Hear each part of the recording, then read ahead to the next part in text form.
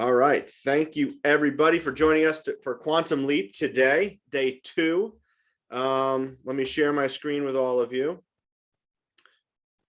All right. You should be getting the, you should have the QL slide there. Is that correct? Is that what you're all seeing? Can I get some thumbs ups? All right, cool. All right. So the first thing, let's go over the ground rules again. For those of you who are not here yesterday, let's try for everybody to be present. When I say present, I would love for everybody to have their, phones turned to do not disturb and your video on, so that I can see all of your smiling faces.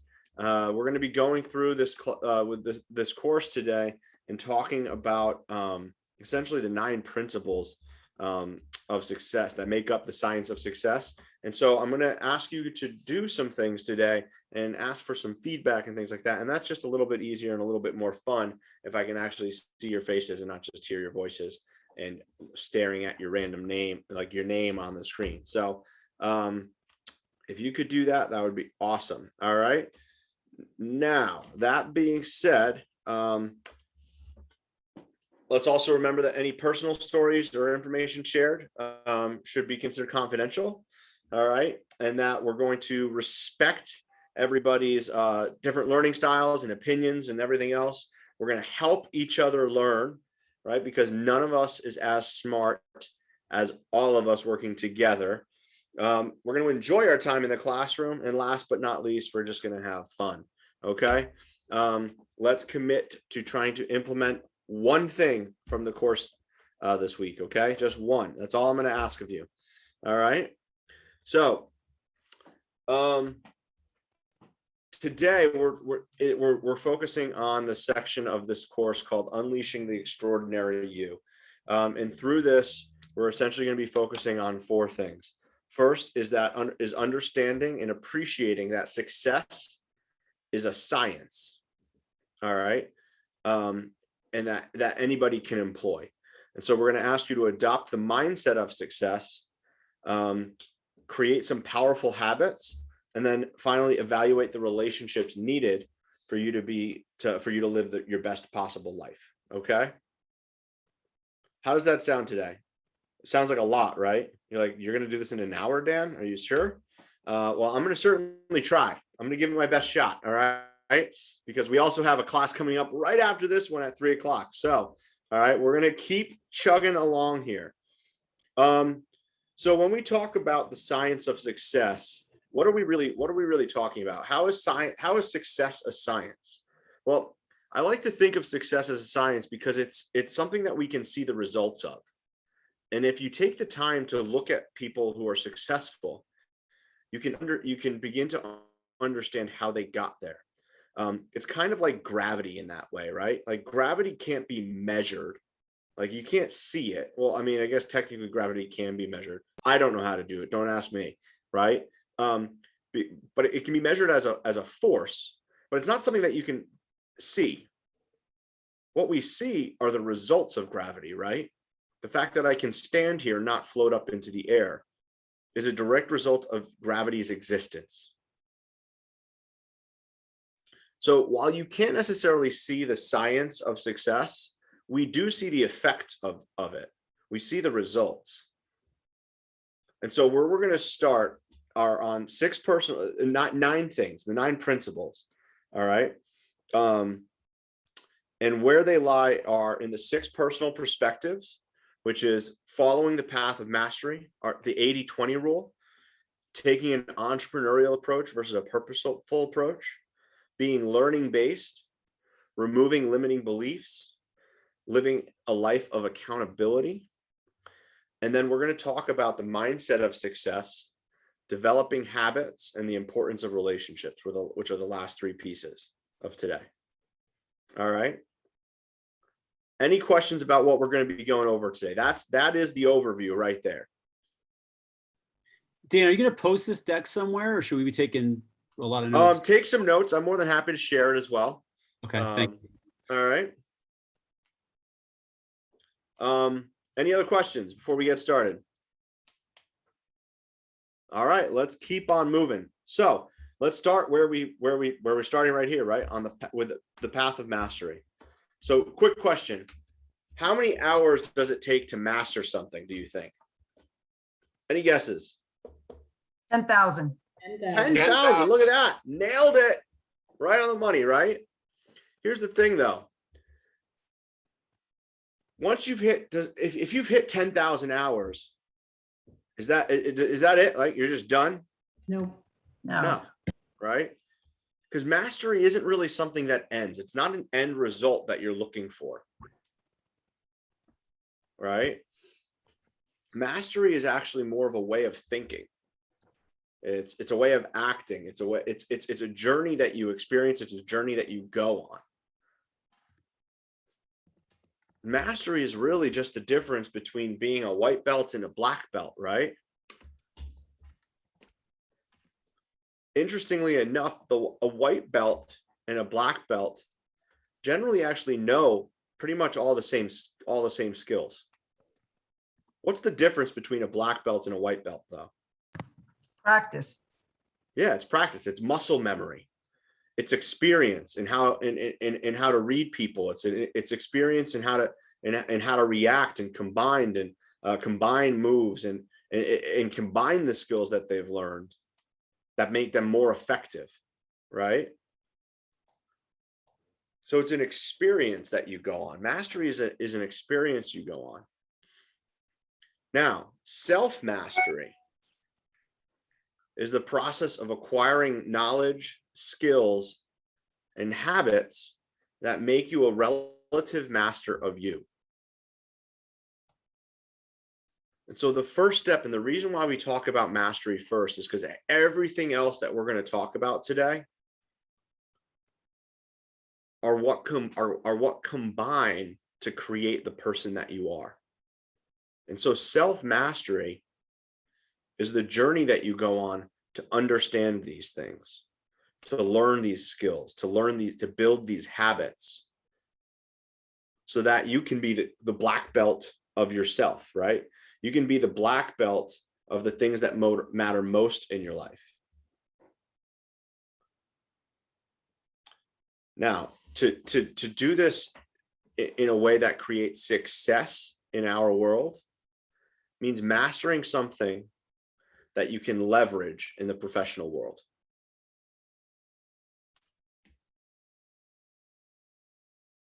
Becoming a master of something that you can leverage in the professional world. And the easy way of doing this, the shortcut, if you will, is by focusing on the next principle, which is the 80-20 rule. So where most people spend their day is pretty spread out and even across the board, right? How many people are familiar with Pareto's principle? Right? The 80-20 rule. We're going to talk about that in just a second. But when we talked yesterday about all of the things that you can do, and we're going to get to that in a second. Right? We agreed after looking at the list of everything that we could do, that there were some things on that list that were more important than others, right? So the difference is that most people spend 20% of their time on the things that matter most and 80% of their time on everything else. They spend their time pretty evenly across the board. Whereas a high achiever recognizes that there are some things in their world that are going to have a bigger impact on their success. And they're going to then, I got to keep letting people in. There are a couple people in the waiting room, right? There are some things that are more important than others. And so they spend an unbalanced amount of time focusing on those things.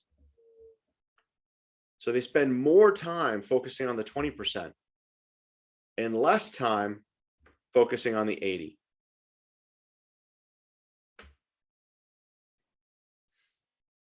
So Pareto's principle essentially was founded in 1906 when an Italian economist discovered that 80% of the land in Italy was actually owned by 20% of the population. And as it turns out, like, he continued doing some economic studies and found that this was actually the case in a lot of things. Further down, fast forward to like 1963, IBM recognized that about 80% of a computer's time was spent executing about 20% of their operating code.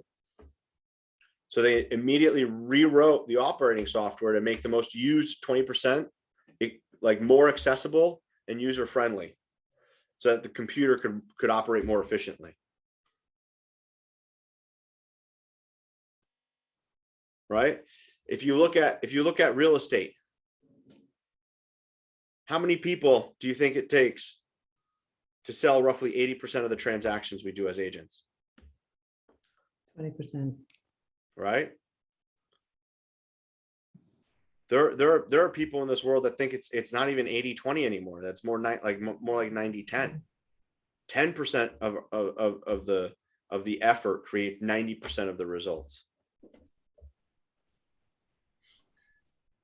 So here's what we're going to do. We're going to take a little we're going to do a little exercise right now, because high achievers recognize what are the most important things that I need to do, and then they focus in unbalanced amount of their time on those things, right? So they spend half their time doing just the 20% things that they need to get done, and then they spend half their time doing the rest, or they don't spend any of their time doing any of the things that don't matter as much, and they let other people do those for them. So I want you to take out your list from yesterday, and for those of you who are joining us for the first time today, here's what you want to do. I want you to take your list of everything that you have going on in your world, anything that you need to get done right now. And if you're just joining us for the first time today, I want you to start writing things down. Write them down on a piece of paper.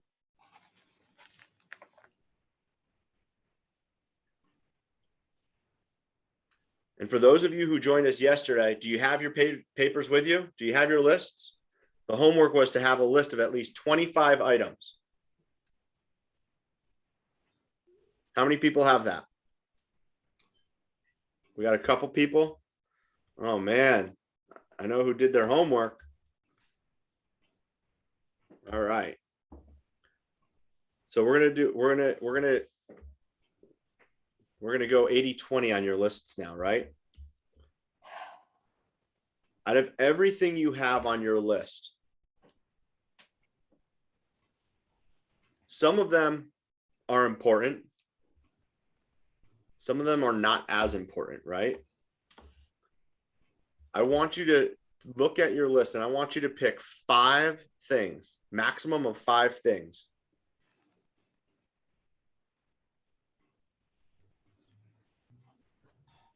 that are more important than everything else.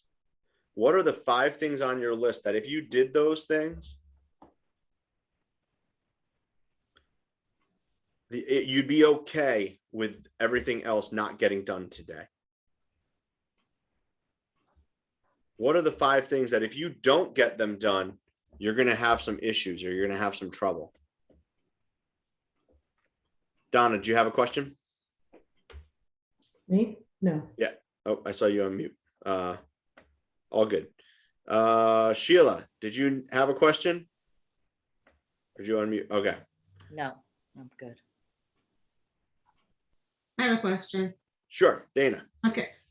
Did you say this is things that we want, these things pertain to today? Is that the timeline we're working on them to be happening? It could be today. It could be longer term projects. What I want you to really focus on, though, is what are the things that you should do? What are the things that if you got them done would make other things easier or not as necessary?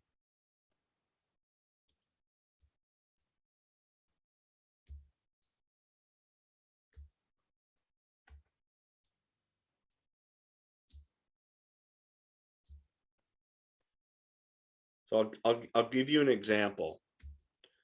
Right now, one of the things on my list of things to do is to clean out the garage. Another thing on my list of things to do is to install those Jeep parts that I mentioned yesterday, right? Well, here's the thing. If I were to install the Jeep parts, it would be a bunch of items that I would not have to clean in the garage, right?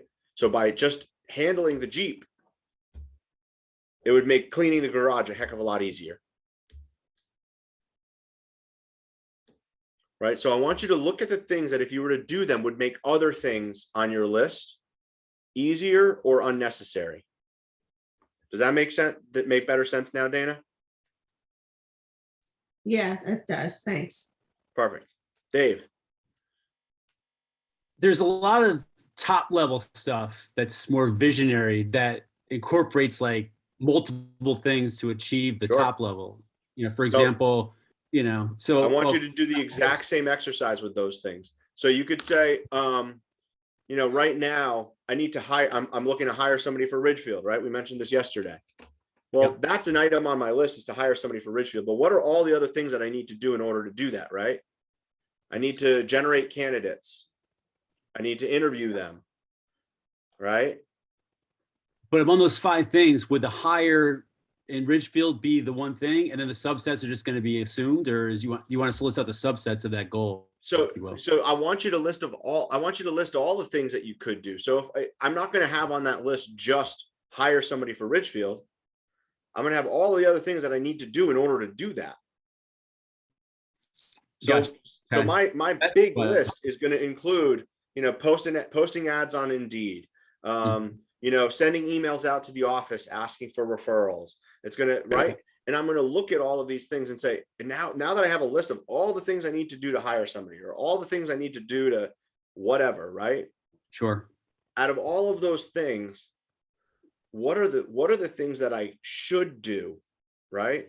What are the things that I should do because they'll make all the other things on my list easier? Yep. I'm with you. Right?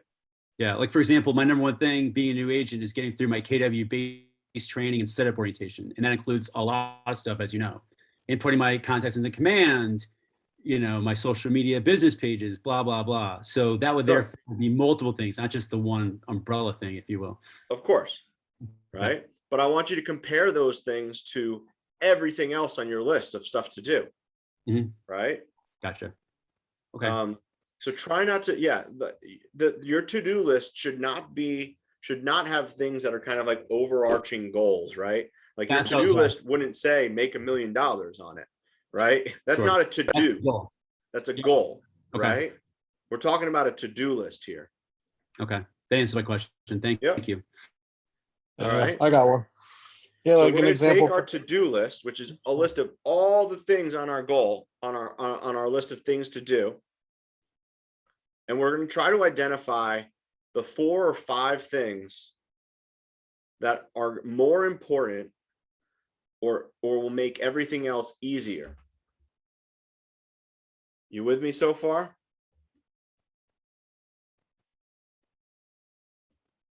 And what we're going to do is we're going to then eliminate those, the rest of the list. And all we're going to do is focus on what we should do. And that becomes a success list. But here's the thing, we can do this even more because now you have a shorter list of maybe 4 or 5 things, right? Out of those 4 or 5 things, what would make everything else on your list easier or unnecessary? So Dave, I'm going to come back to you again, right? What is the purpose of you completing your base training? Getting your contacts into command, getting your, what is the purpose of that? What is the goal behind it? Yeah, just so I can kind of get past the prep, if you would, the onboarding, and get into the game of actually hunting for clients and the meats of the business of revenue generation. Okay. So the goal is to generate revenue. Mm-hmm. Now let me ask, is you doing the base training the one thing that'll make generating revenue easier? Or are there other things that you could be doing to generate revenue? I think it would make it more efficient. Okay.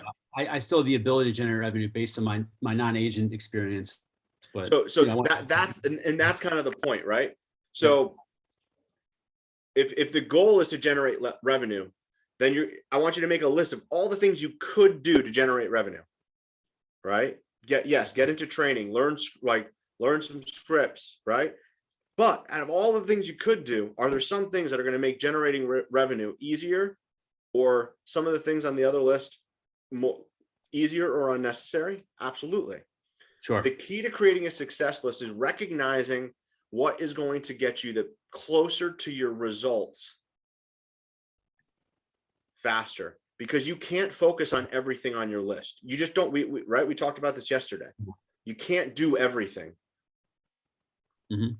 We just don't have enough time. It's impossible. So the most successful people, they recognize what's most important. So here's where I would challenge you, Dave.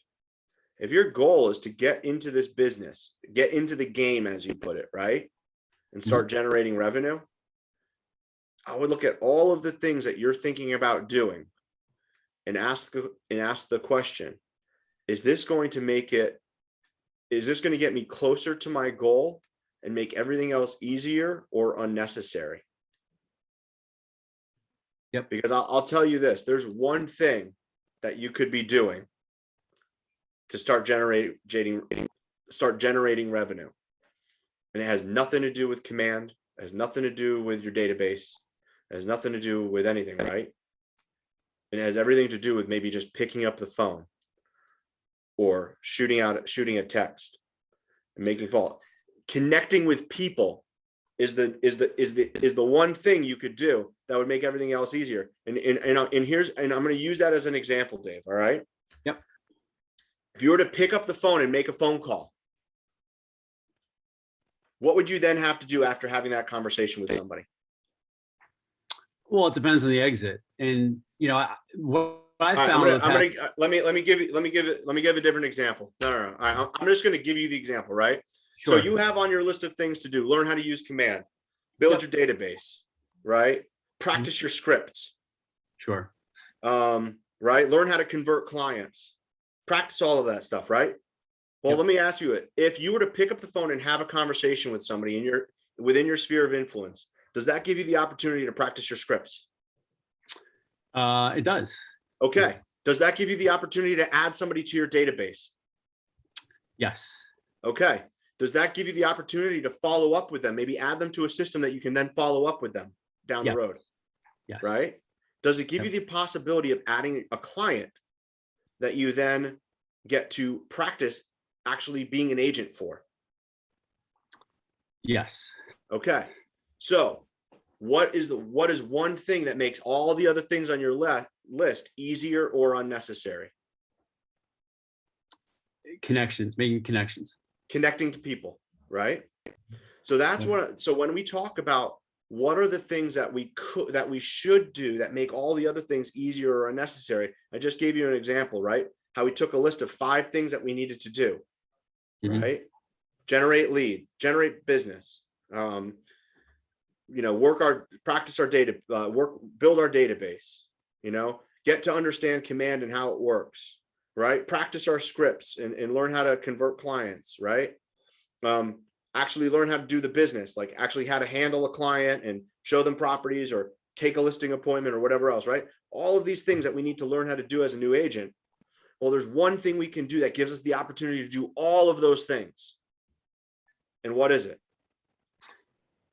Having conversations with contacts. Exactly. Yeah. Right.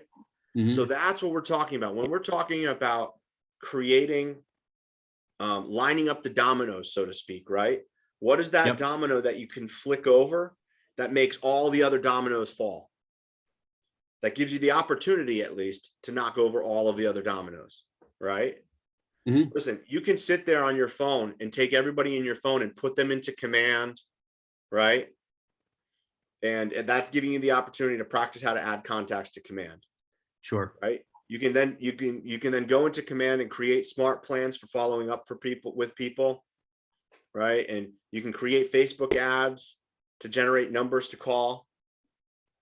But here's the thing, all of those things would be easier or unnecessary if you just picked up your phone and called the person instead of adding that person to command, or practicing how to do it, or setting up smart plans so that you know how to do them, right? Yep.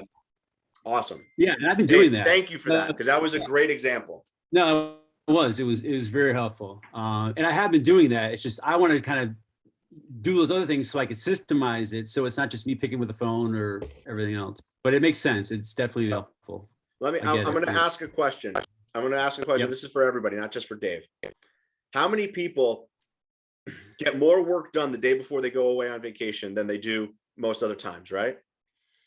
How many people when they were in school would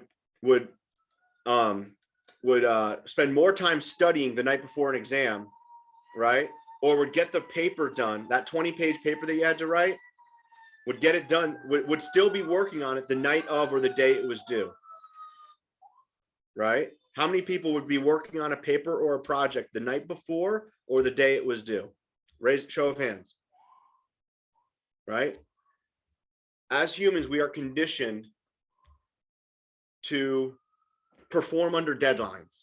I'll put it that way, right? So what is the best way, knowing that, what is the best way for us to get things done? Set our own deadlines. Set our own deadlines, or not even set deadlines, right? But put ourselves into a position where we have no other choice.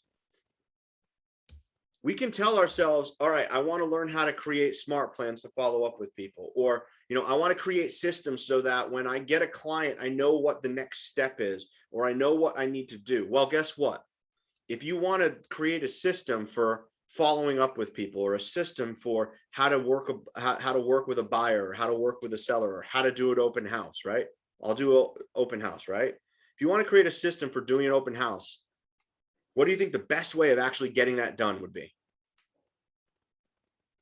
Schedule an open house. Schedule an open house, because then you've got no choice but to figure out what you want to do, right? Systems are important, but what's more important is the actual business, because the business is what gives us the opportunity to create the systems. We have no choice but to create the systems when the business is right in front of us, right? Does that make sense? All right. And that brings us to the next piece, right? Which is, so we talked about mastery. We talked about the 80-20 principle. And now we're going to talk about moving from E to P. So that was a kind of a perfect little segue into it, right? So most people just do what comes naturally to us, right? And but the issue with this is that there's a natural ceiling of achievement for everybody and everything we do. Now, most people, well, there are some people that have higher natural ceilings of achievement than others, right? And so part of success is recognizing what you're talented at and focusing on it, right? You have a higher likelihood of success if you focus on what you have a higher natural ceiling of achievement for and focusing on that. However, you can have even higher levels of success by taking a purposeful approach to how you do things, as opposed to just the entrepreneurial natural approach. Because here's what happens when you take the entrepreneurial approach, right? Like when you just do what comes naturally to you, you end up hitting up against that ceiling of achievement at some point. So using real estate as an example, right? Some people's natural ceiling of achievement will be 0 sales, right? They will never get a client. They will never find a client for whatever reason, whether they're just not naturally, there are people that get into this business who aren't natural people, right? As we like to say, they're not the natural salesperson who can talk to anybody. And when they get into the business, They think it's okay, I'll figure out other ways of getting business. But here's the thing, they don't. And so what ends up happening is they get uncomfortable talking to people. So their natural ceiling of achievement is 0. They're the people that are out of this business within typically a year, which is 50% of them, right? 50% of people. So 50% of the agents who get into this business have a natural ceiling of achievement of not being in this business in less than a year. Because what ends up happening is they get into the business, they hit that natural ceiling of achievement and they get disappointed. This is not what I thought it was going to be. This is harder than I thought it was going to be. The second stage is that is then resignation. They say, you know what? Yeah, real estate is not for me. And then they move on to greener pastures. They go and they get a real job, as people like to call it, right? Which in my world, there's no difference. The only difference is here you have to create your opportunity. You're not going to get that. You're not going to get to show up 9 to 5 and collect a paycheck at the end of the week. But that is also the limit of your opportunity, right? Here you have to create your own opportunity. So they move on to greener pastures. But here's the thing. Unfortunately, they still have a natural ceiling of achievement in whatever else they choose to do. Because we always have a natural ceiling of achievement. So you can take the entrepreneurial approach, and what you'll find is that some people will eventually find something that they have a high enough natural ceiling of achievement that they're okay with it. For me, when I became a team leader, my natural ceiling of achievement was about 3 or 4 recruits a month. When I first started, I was recruiting, doing everything I could think of to try and recruit people. I was doing everything I could think of to talk to our agents, to coach agents, things like that. And I was bringing about 3, maybe 4, recruiting about 3 or 4 agents a month. And guess what? That was not good enough for me. It wasn't good enough for all of you either, right? I knew that wasn't a standard that could continue.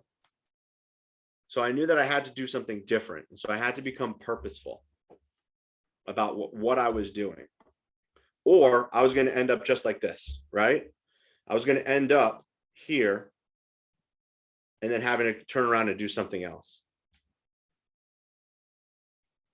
So the purposeful approach means creating focus, like we just talked about. What are the things that are more important than other things? What are the things that will get me disproportionate results? Finding models, going out and seeing who has been successful doing what I need to do in the past, and what is it that made them successful. Finally, implementing systems. Right? Figuring out ways of doing things so that you can do them repeatedly the same way. Finding ways of doing things that will bring you higher levels of success than just doing them naturally, and then just making sure that you're doing them the same way every time. And that eventually leads to breakthroughs, where you're able to break through your natural ceiling of achievement. Here's the fun part about being purposeful, though, everybody. What happens when we break through our natural ceiling of achievement? Any guesses? You'll get a new ceiling. Yeah, at some point, your models and your systems hit another natural ceiling of achievement. And so you have to repeat the process again. The purposeful approach means doing what comes unnaturally to you. It means figuring out what is it that I'm doing that's being effective, what is it that is not as effective, creating focus, creating a model for something that's higher than what you're doing, creating systems that will provide results greater than what you're getting, and then focusing on those things until you break through. And then figuring out the next step after that.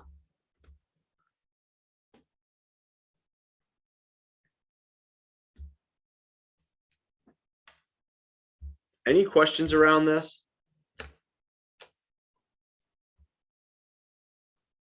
Here's the secret for all of you when it comes to real estate.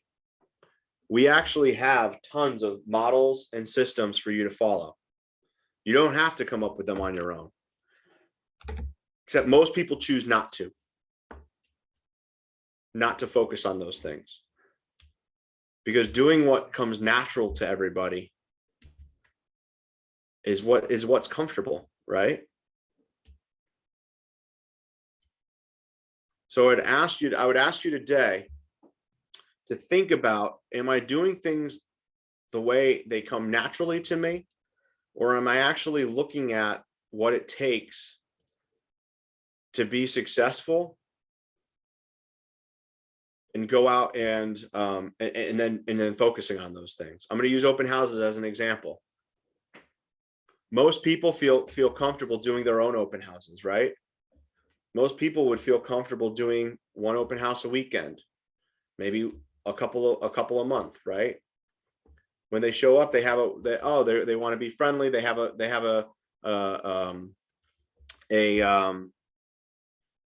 just a natural way of doing things, right?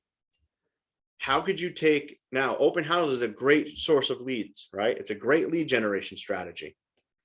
However, if you were to take the entrepreneurial approach, you're just going to do what comes naturally. If you were to take a purposeful approach, you might say, okay, how many open houses do I need to do to create the number of leads that I am getting? And you would do that by focusing on, well, what am I getting naturally, right? And then you would go out and you would seek models for generating more business through open houses. Who are people in the world, not just your world, but in the world that are generating a lot of business off of open houses? And let's see what they're doing. And then I'm going to, you know what, even though it's not natural to me, even though it might seem silly to go out and get balloons for every sign and put out 10 open house signs for every open house I do. And even though I'm choosing to do open houses because I don't really like cold calling people, but the people that are doing it at a really high level are cold calling the neighborhood the week prior to the open house. I'm going to do that. Even though I'm not comfortable with it, I'm going to do it because if I look at the model, it brings results, right? I can see that it brings results. So I'm going to do what's not natural to me in order to achieve those results, right? I don't know how to do technology, so I still use a paper sign-in sheet, right? Except if I look at the people that are getting results at the highest level, they have an iPad there, or they have a computer set up so that people can sign in electronically, and it automatically, and they have a system set up so that it automatically adds them to my database, and it sends them the property information, and it sends them a saved search that I set up in advance. I don't know how to do any of those things because I'm not tech savvy. And yet the purposeful approach would say, okay, if that's what people are doing to get results at a high level, I'm going to learn how to do those things. Or I'm going to get somebody else to do it for me, because I'm going to take a purposeful approach. Do you understand where I'm going with this? And do you understand how being purposeful about how we do things can create much bigger results than we're ever going to get by just doing things the way that they come naturally to us?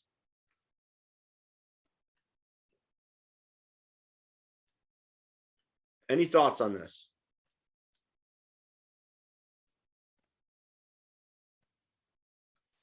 All right, then we're going to talk about the next piece, which is being Dan? learning based. Yes, Dan, I Tamara. do have thoughts on that. Sure. I think, I'm looking at, and Dave, I'm gonna pick on you and not pick on you.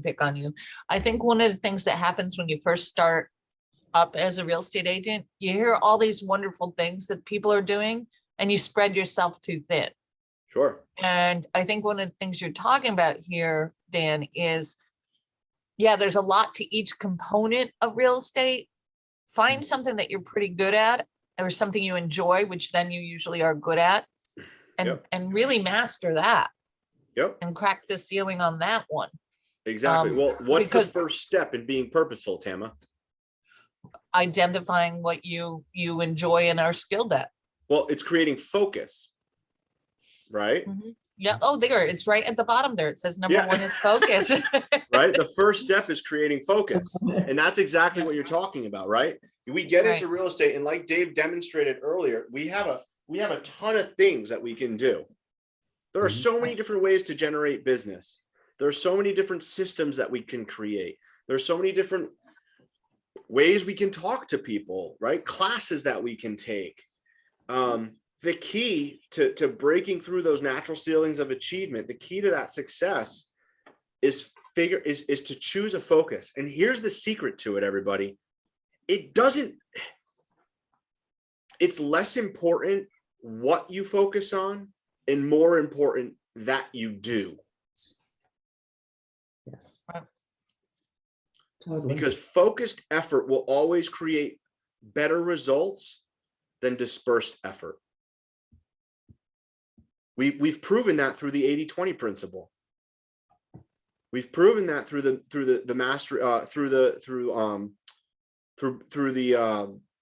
mastery, right? Focus on one thing and do it over and over and over and over again, right?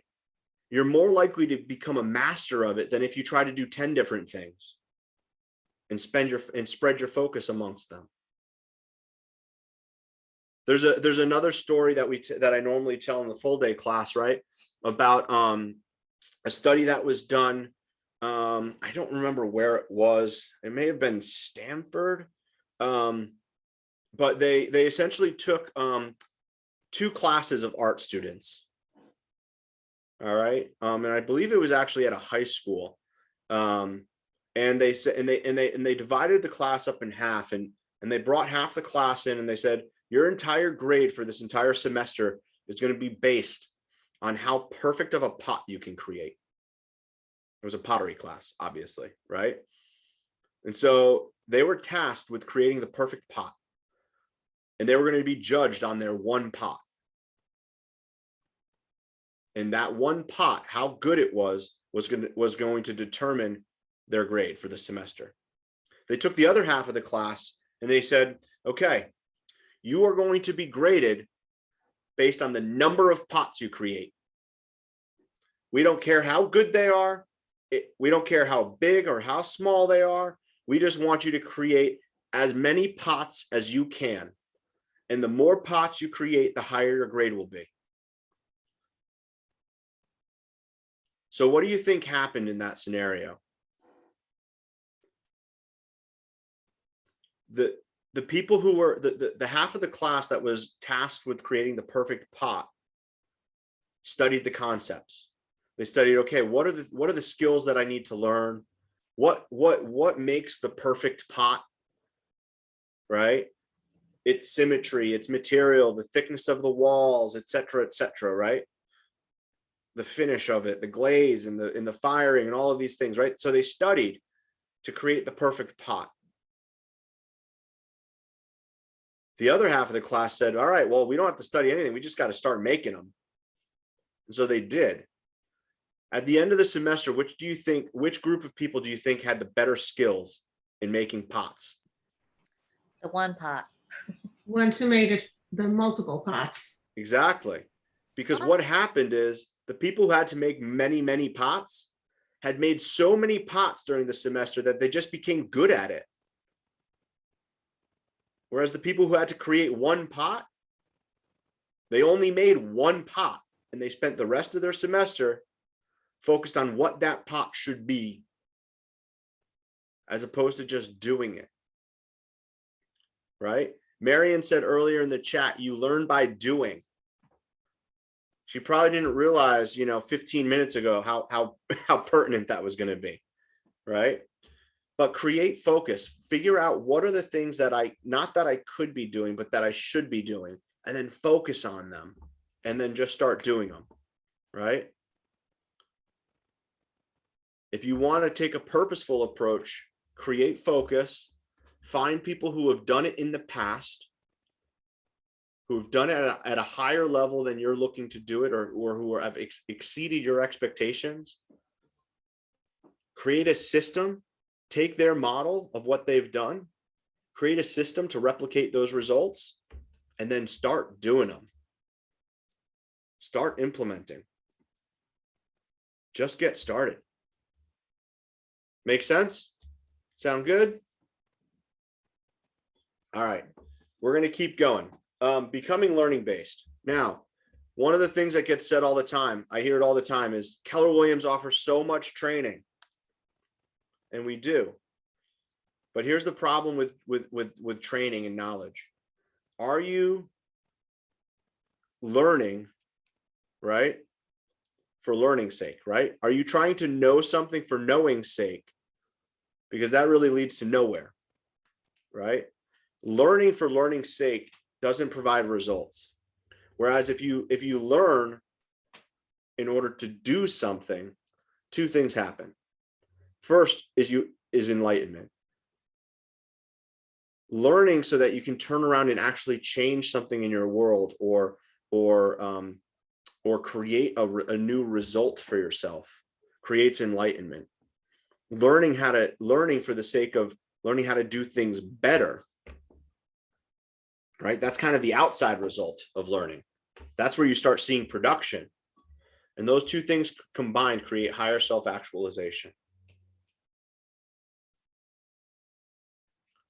It's not just about being in class so that you can learn these things. It's only worth the time spent if you're actually going to take what you're learning and figure out a way to put it into action. That is being learning based.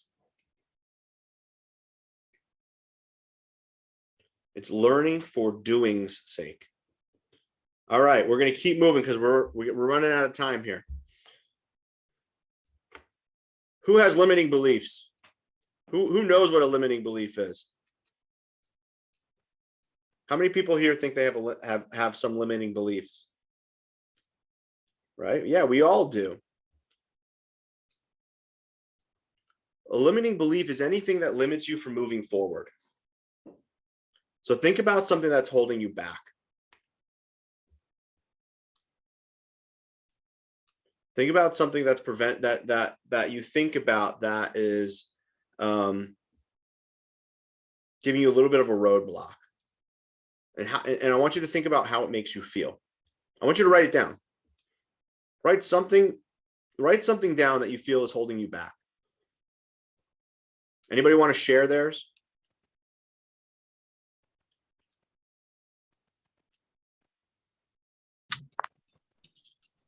John. I'll share. One of mine is I don't really like awkward situations too much, and I feel like one thing that comes across, like when you call people in your like database, but you're not like your actual close friends, your people that like somewhere in that gray area between, like, they're not your close friends, but they're not strangers. Yeah. Like, I feel like a lot of those calls tend to be awkward. But then again, also I haven't made those calls to see that if they were awkward for myself. But that's Okay. kind of like a limiting belief I have. So you have a limiting belief about calling your sphere of influence, and that those conversations are going to be awkward. Kind of. All right. Funny, So yeah. here's what I want you to do. That's a great example, right? I don't like calling I don't like calling my sphere of influence because the conversations become awkward. Now, I want you to take your limiting belief, and I want you to flip the page over, or or create a new page. And I want you to, or above that, I want you to say, in the past, I believed that calling my sphere of influence is going to lead to awkward conversations. And on a new piece of paper, I want you to write, but the truth is, and I want you to think of something that would be the opposite of whatever you wrote down originally. But the truth is, calling my sphere of influence might create great opportunity to reconnect with the people that matter most in my life. But the truth is, calling my sphere of influence might lead to the opportunity to help somebody I didn't know needed help. But the truth is, calling my sphere of influence might give me an opportunity to whatever, right? I want you to reframe whatever your belief is in a positive way. Now, let me ask, would you be more likely to call your sphere of influence if your belief around calling your sphere of influence was that you were going to help somebody, or you were going to be able to reconnect with somebody? What do you think, John? Yeah. When you put it that way, it's like, then I'll start dialing the phone. Absolutely. Right? You see the power of unlimited beliefs? All right, so this is an incredibly powerful exercise that you can do kind of on your own. Anytime you hit a roadblock, or you say, oh, I should do this, but I don't want to. I want you to try to ask yourself the question, what is it that I'm thinking, or what is the belief that's holding me back from doing that? And then I want you to ask, but is that true? And what if it wasn't?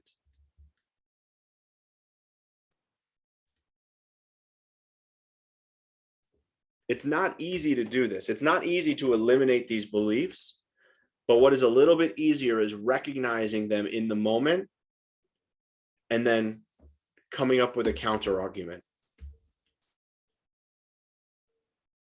It's really hard to unlimit your thinking.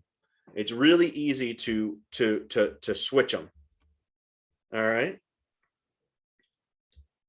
All right. The last piece of the six personal perspective is choosing to be accountable. So in general, and this is one of my biggest, and this is something that I have worked very, very hard on to become more of an accountable person, right? To the point where sometimes I really annoy the people around me about it.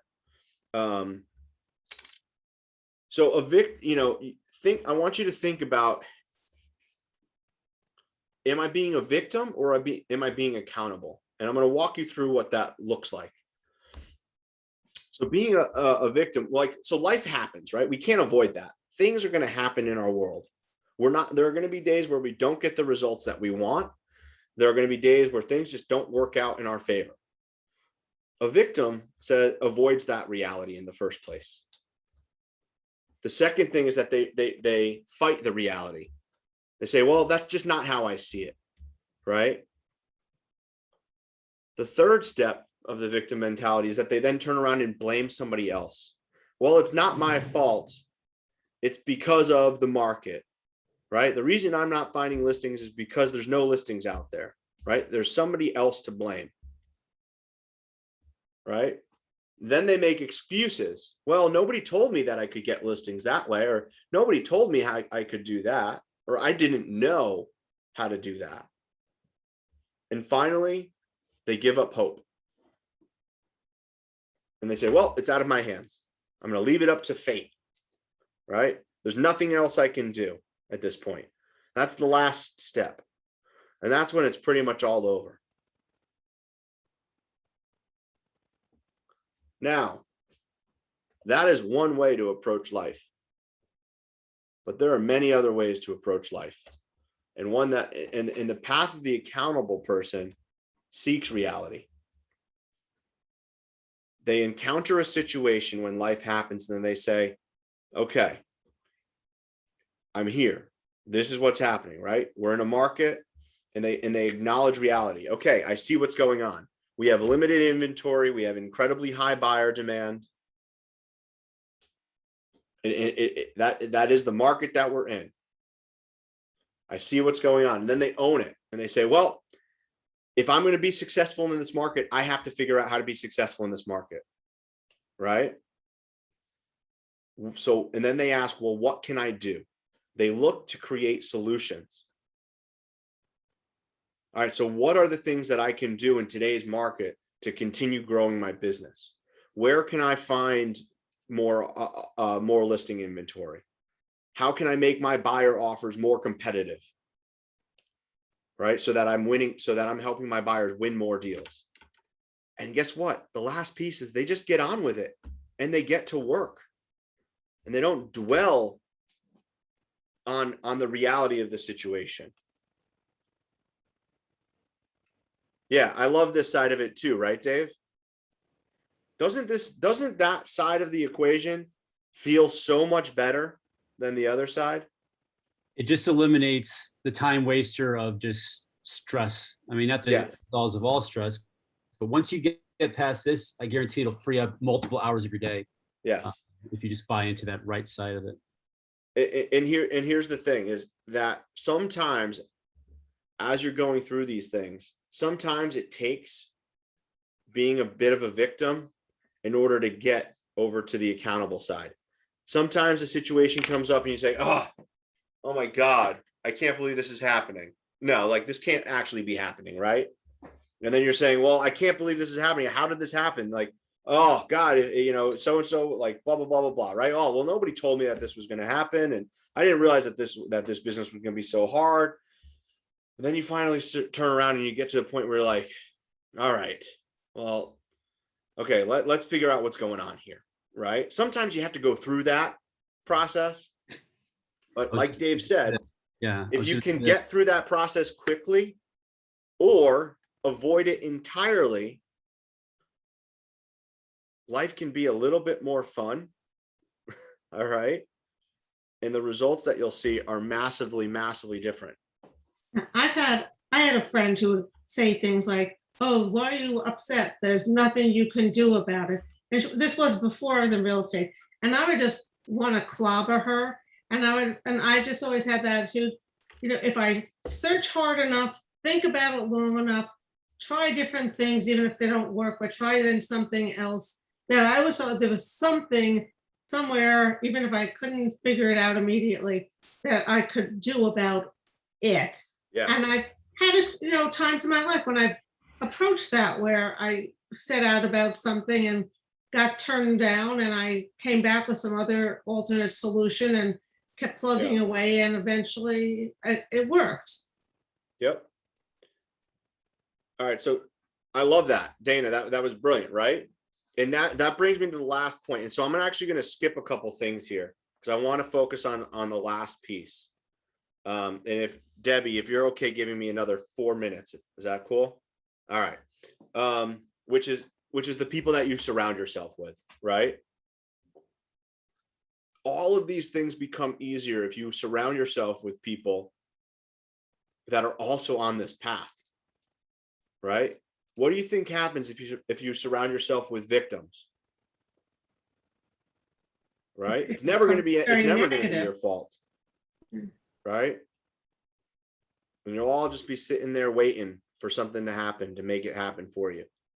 And that's just not the way success comes. It's not the way life works. So I'm going to skip ahead to relationships, because when it comes down to it, nobody succeeds alone. There's not a single person that has been massively successful in this world that did not have people around them supporting people. And these are the five areas of people that you need to kind of think about and focus on in your world. All right. The first are your mentors and role models. Gary likes to say you get to pick your prophets and you get to pick your profits, right? A little play on words there, right? Pick your profits that are going to help you get the profits you're looking for. You get to pick the people that you model yourself after. I'll be honest with you. My parents were not great role models when it comes to finance, when it comes to personal relationships. They did not have a great marriage, and they were not good with money. My dad made a ton of money over the year. What he was a great role model for was work ethic. He showed me what it's like and the results that can come if you wake up every day and you work your ass off. But he was a terrible role model when it came to finances, right? He wasn't a great role model when it came to relationships either. Unfortunately, it took me until about my 30s, my early 30s to figure this out. right? To figure out this idea around picking your role models, right? Who you surround yourself and who you surround your, and how important it is of who you surround yourself with. The second group are the people that you determine wealth for. Right now, we're going through this huge shift in the employment in employment. Right, we have the great, what are we calling it? The great resignation. People resigning from their jobs. You get to choose who you work for. You get to choose who you determine determine wealth for. Why not choose somebody or a company that cares about the person you're becoming, that cares about how much money you make, that cares about you getting paid? I will tell you, choosing to go to work for Rick and Debbie was a really easy decision for me. We didn't even know each other that long when we started talking about working together. We knew each other for maybe 5 months. But in that 5 months, I knew that they were two people that cared about the people that they hired. And I knew that if I did a good job at creating wealth for them, that they would help me do the same. And it's not just Rick and Debbie. That goes all the way up the line, right to Gary Keller. This is a company that cares about the people that are a part of it. Not all companies are like that, but you have a choice of who you determine wealth for. Third category, you get to choose who to love. Now, this one gets a little bit tricky, right? Do you have control over who your parents are? Do you have control over your siblings and your relatives? Do you have control over who your spouse is and who you're choosing to spend, like, or who you're in a relationship with? Absolutely. Do you have control over who your kids are and the kind of people that they become? Maybe a little bit, maybe not. Right? Do you have control over who your friends and coworkers are and what those relationships look like? So listen, some of these people you have control over, some of them you don't, but here's what you do have control over. You have control over how much time you spend with them. You have control over what those relationships look like. You can choose to spend more time or less time with your relatives, depending on how those relationships serve you and serve the person that you're trying to become.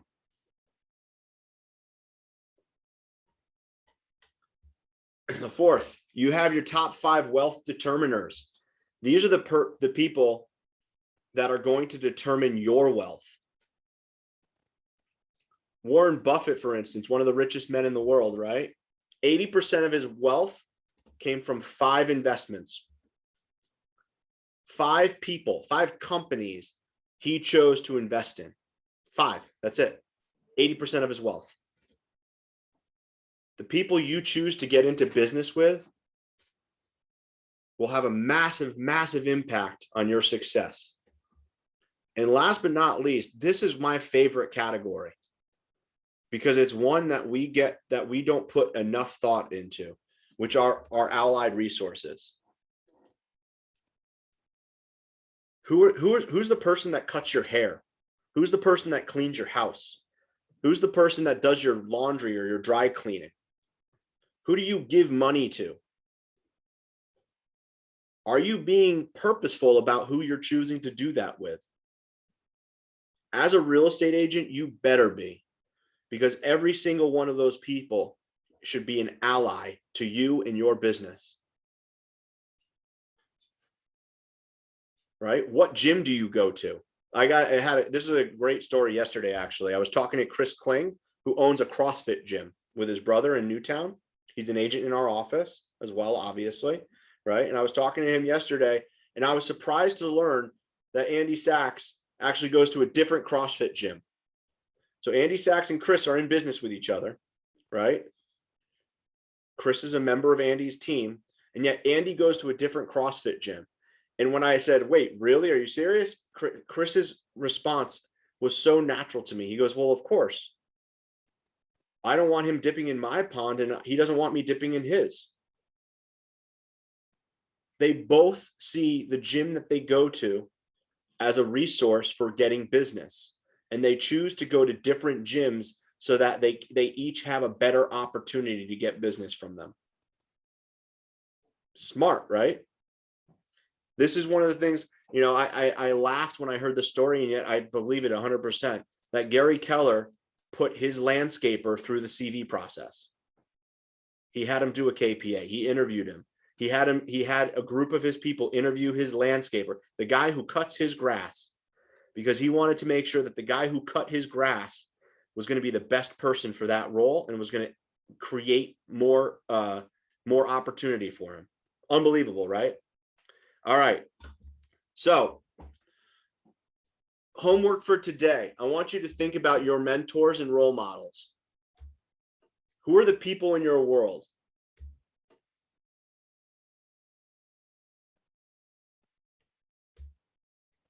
And do you think you have good people in your world for each of these areas of your life?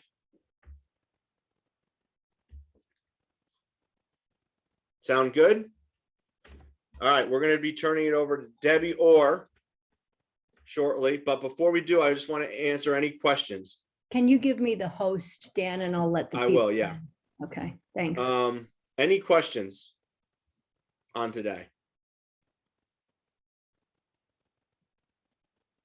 All right. Thank you all for joining us for day 2 of Quantum Leap. We'll be back here in the Zoom room tomorrow at 1 o'clock to continue our conversation. I hope some of these strategies today were helpful, gave you something to think about. If you have any questions on any of the stuff we've covered, please let me know. And as Dave mentioned, I will be getting the slide decks out to everybody. I just need to put them back together because I've taken them apart in order to fit them into an hour. All right. But I will be getting these all out to you as well, so you have them. All right. Thank you, everybody.